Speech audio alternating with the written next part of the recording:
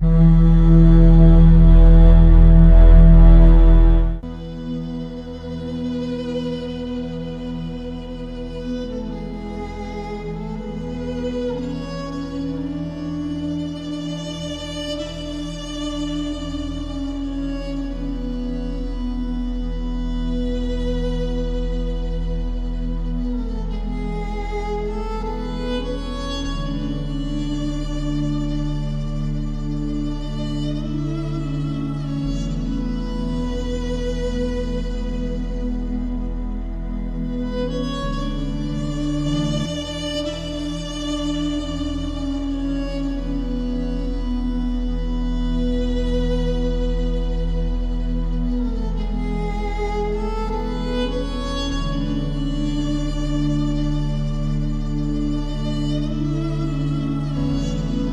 panahong iyon, nagdaan si Jesus sa Galilea.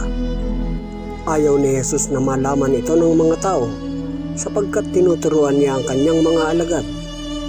Sinabi niya, "Ang anak ng tao ay ipagkakanulo at papatayin, ngunit muling mabubuhay sa ikatlong araw."